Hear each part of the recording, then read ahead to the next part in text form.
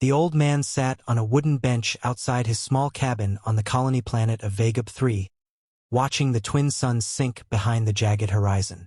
Gerald Thornton, known as Jerry to the locals, had lived here quietly for decades. To his neighbors, he was just an aging farmer, his frail frame bent from years of labor, his face lined with the wear of time. Few knew or cared that he had once been a soldier.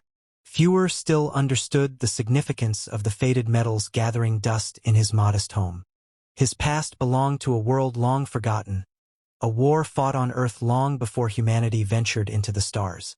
That evening, the peace was shattered. A deafening roar split the sky as alien ships descended, their sleek forms gleaming under the dim light. The Zarnath Empire, notorious for subjugating weaker civilizations, had arrived. Their forces poured out of the vessels, a sea of metallic armor and advanced weaponry. The colonists, caught off guard, were herded like cattle into the village square. Jerry stood among them, his face impassive as the invaders barked orders in a guttural language. A towering Zarnath officer, his armor adorned with intricate markings, stepped forward. He scanned the crowd with disdain, his slit-pupil eyes narrowing as they landed on Jerry. The officer's translator activated, his voice dripping with condescension. "Is this the best humanity has to offer? Frail, pathetic creatures who can barely stand. And you," he pointed at Jerry, "you are their elder? A relic of a dying species." Laughter erupted from the gathered soldiers, their mockery echoing through the square. Jerry remained silent, his gaze steady. He didn't flinch when the officer approached, towering over him. "Do you understand me, old man?" the alien sneered. "Or has time dulled your senses along with your strength?" More laughter followed, but Jerry's expression didn't change. Inside, however, something stirred. The insults, the arrogance, it was a reminder of battles past, of foes who had once underestimated him and paid the price. The Zarnath continued their taunts, oblivious to the quiet defiance in Jerry's eyes. They flaunted their weapons, advanced rifles that could disintegrate matter with a single shot, and boasted of their victories across the galaxy. "Your kind is weak," the officer declared. "Your wars are primitive, your tactics laughable. Surrender is your only option." The colonists murmured in fear, but Jerry remained composed. He observed everything, the way the soldiers moved, the layout of their encampment, the positioning of their ships. Decades of military training, honed in the brutal crucible of World War II, resurfaced like muscle memory. Back then, he had faced enemies who believed themselves invincible. He had learned that arrogance was a weakness, and that even the mightiest could fall with the right strategy. As the aliens continued their mockery, Jerry quietly noted their overconfidence. They didn't consider him a threat. To them, he was just an old man, unworthy of attention. That suited him fine. Let them laugh, he thought. Let them underestimate me. He could see the cracks in their facade, the reliance on advanced technology, the lack of discipline among the lower ranks, the blind faith in their own superiority. They were powerful, yes, but power alone didn't win wars. Strategy did. The officer, growing bored of his own taunts, finally turned away. "Secure them," he ordered, waving a hand dismissively. "We'll deal with them later." The soldiers moved to corral the colonists into makeshift holding areas, their movements efficient but uninspired. Jerry allowed himself to be led, his mind already working. He had no weapons, no allies, and no plan yet. But he had something the Zarnath lacked: experience. As the aliens herded the colonists into a fenced enclosure, Jerry took stock of his surroundings. The Zarnath had set up their base with mechanical precision, their ships forming a perimeter around the village. Patrols moved in predictable patterns, their focus entirely on maintaining order. It was clear they didn't expect resistance. They believed the fight had already been won. Jerry leaned against the wall of the enclosure, his body language that of a tired old man. But his mind was racing. He observed the guards, noting the intervals between their patrols. He studied the energy field that surrounded the enclosure, recognizing the faint hum of its power source. And he listened to the whispered fears of the colonists, to the boasts of the soldiers, to the rhythm of the enemy's operations. Every detail was a piece of the puzzle, and Jerry was already assembling it. When a young colonist, no older than 20, slumped down beside him, Jerry spoke for the first time. "What's your name, son?" he asked, his voice low and steady. The boy looked up, startled. "Elliot," he replied hesitantly. "Elliot Grant." Jerry nodded. "You scared, Elliot?" The boy nodded, his hands trembling. "Good," Jerry said. "Fear keeps you sharp. But don't let it control you. We're not done yet." Elliot frowned. "What can we do?" "They've got everything." Jerry smiled faintly, a glint of steel in his eyes. "They've got technology," he said. "We've got ingenuity. They've got arrogance. We've got the element of surprise. Wars aren't won by who has the biggest guns, son. They're won by who uses what they've got the best." As the night deepened, Jerry continued to watch and listen, his mind piecing together a plan. The Zarnath believed they had already won, that humanity posed no threat. They saw him as a relic, a symbol of a bygone era. What they didn't see was the fire that still burned within him, the lessons learned on battlefields long past, and the resolve that had carried him through the darkest of times. Let them mock, Jerry thought. Let them underestimate. By the time they realized their mistake, it would be too late. The Zarnath officers convened in the central command tent, their discussion filled with the smug confidence of conquerors. They reviewed reports from other occupied colonies, sharing tales of their effortless victories. The notion of resistance from Vega 3's residents never crossed their minds. To them, humanity was a species long past its prime, its glory days buried in the ashes of Earth's forgotten wars. They mocked the captured colonists, deriding their frailty and lack of advanced weaponry. Meanwhile, inside the enclosure, Jerry had begun to rally the colonists, though his methods were subtle. He didn't give speeches or issue grand proclamations. Instead, he spoke to them one-on-one, planting seeds of determination. "We've been through worse," he would say, his voice calm but firm. "This isn't the end unless we let it be." His confidence was infectious, and the colonists, initially resigned to their fate, began to look at their captors with a flicker of defiance. Elliot, the young man Jerry had spoken to earlier, became his shadow. The boy's fear had turned into curiosity, and he found himself drawn to the old man's quiet authority. "What's the plan?" Elliot whispered one night, glancing nervously at the patrolling guards. Jerry didn't respond immediately. Instead, he pointed to a guard's weapon, a sleek rifle glowing faintly in the dim light. "That's their crutch," Jerry said. "Take it away, and they're just as vulnerable as we are." Elliot frowned. "But how do we fight back without weapons?"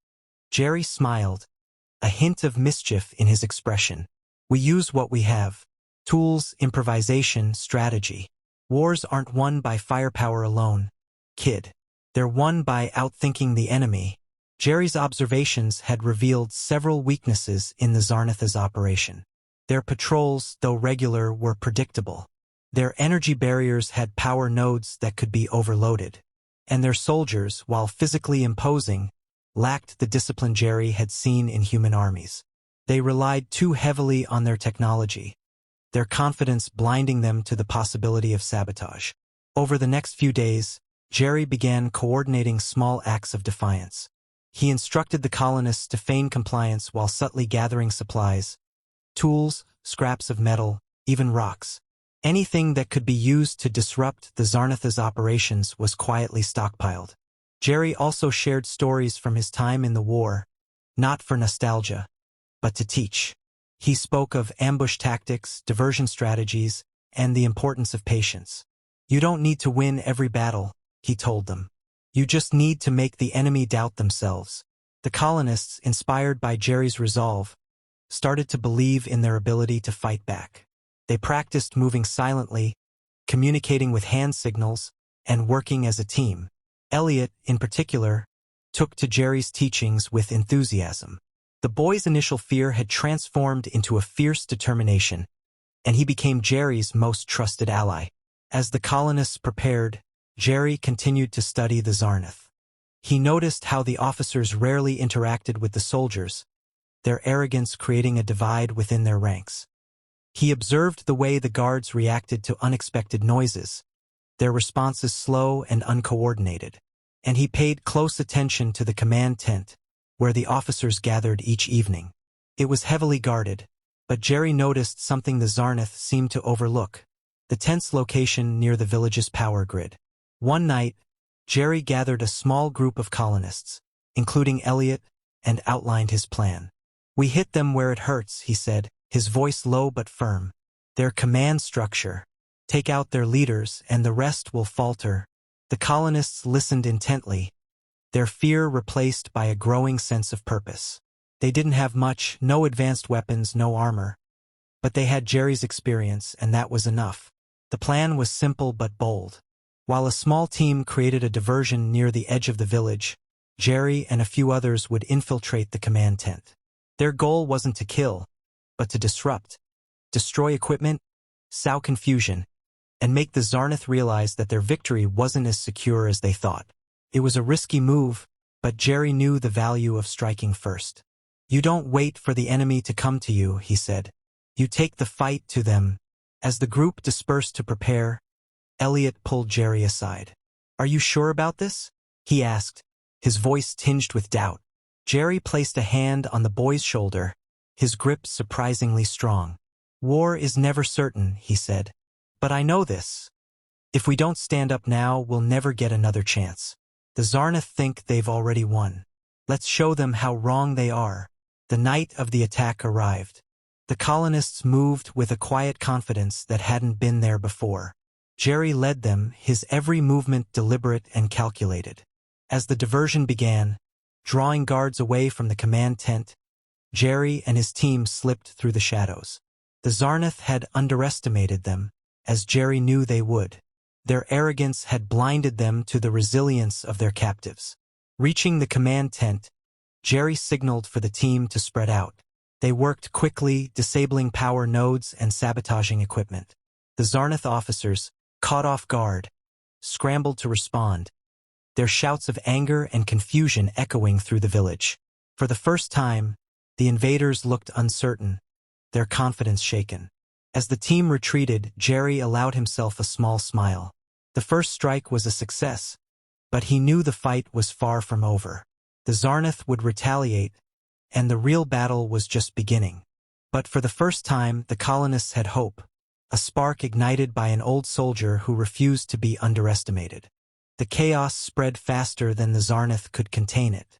Their command center was in disarray, officers shouting conflicting orders as their once flawless system began to unravel. Without their technology functioning at full capacity, their ability to coordinate was crippled. For the first time, fear flickered in their reptilian eyes. The colonists weren't the helpless captives they had expected. Someone had orchestrated this, and that realization unsettled them. Jerry watched from the shadows, assessing their reactions. The diversion had worked better than expected.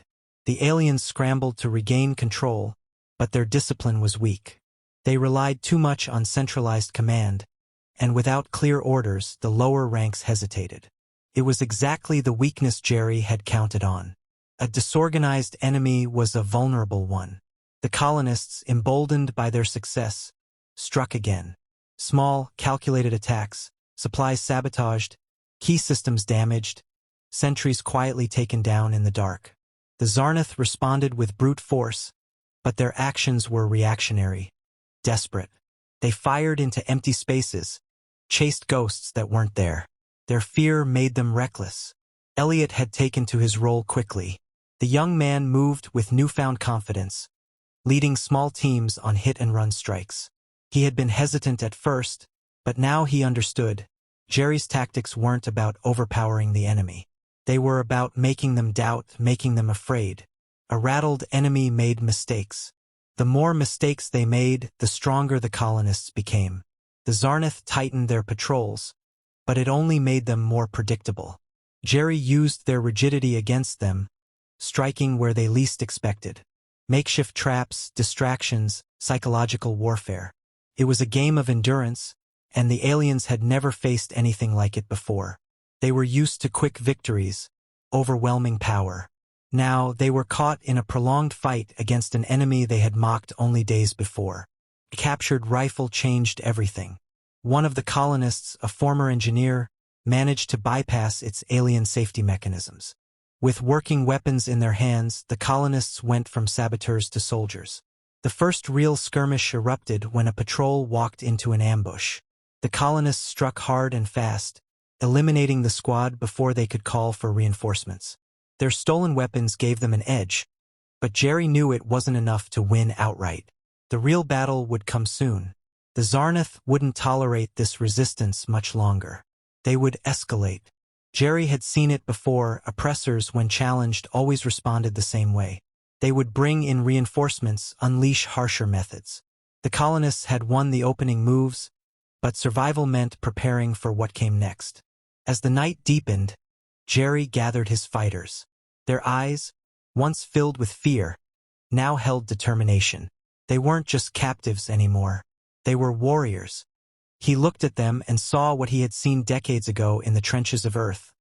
Ordinary people pushed to their limits, standing against impossible odds. He spoke plainly, without false hope or empty promises. "The real fight starts now," he said. "We've made them afraid. That's good. But fear can turn to rage. They'll come harder. We need to be ready." They nodded, understanding. No one questioned his leadership. They had seen the results of his tactics, felt the shift in momentum. He had taken them from prisoners to fighters. Now they were ready to go further. The Zarnath still believed they held control. They were about to learn how wrong they were. The retaliation came at dawn. The Zarnath, humiliated and desperate to reassert dominance, deployed heavier forces. Armored troops swept through the village, firing indiscriminately, their patience replaced by fury. They didn't care about prisoners anymore. They wanted an example made. Their overconfidence had cost them, and now they sought to balance the scales with overwhelming force. Jerry had anticipated this. The colonists were already repositioned, waiting. When the Zarnath stormed the village, expecting terrified civilians, they walked into a battlefield of their own making. The first explosions tore through their ranks, traps rigged from stolen supplies and repurposed machinery. Confusion rippled through their forces as their forward squads were cut down before they could react. Then the real assault began. The colonists, now armed with captured weapons and guided by Jerry's tactics, struck from cover, never staying in one place long enough to be pinned down. The Zarnath, unused to such unconventional warfare, struggled to counter it. Their superior technology meant little when they couldn't see the enemy, when every step forward was met with another ambush. Elliot led a squad through the ruins, using hit-and-run attacks to keep the enemy scattered. The young man moved with purpose now, his hesitation gone. He had learned from Jerry, adapting, thinking ahead. The fight was no longer just about survival. It was about victory. The Zarnath's chain of command fractured under the relentless assault. Officers fell, their forces leaderless and panicked. They had believed the humans weak, easy to subjugate. Now they realized their mistake too late. Jerry himself took the final step. As the battle raged, he led a strike on the command ship, using the chaos as cover. A small team infiltrated the vessel, disabling its main controls before the crew could respond. When the Zarnath finally understood what was happening, it was already over. Their strongest weapon, the command vessel that coordinated their forces, was dead in the air. The remaining troops, seeing their leaders fallen and their ship compromised, began to retreat. What had started as a routine conquest had become a full-scale defeat. The mighty Zarnath Empire, feared across the stars, had been bested, not by superior firepower, but by strategy, by resilience, by an old soldier who refused to kneel. As the last of the invaders fled, the colonists stood victorious. They had fought not because they wanted war, but because they refused to be ruled. Jerry looked at them, saw their exhausted but triumphant faces, and nodded. The lesson was clear. The Zarnath had thought humanity was weak. They had thought history had left them behind. But war had not changed. Strength wasn't in weapons or numbers.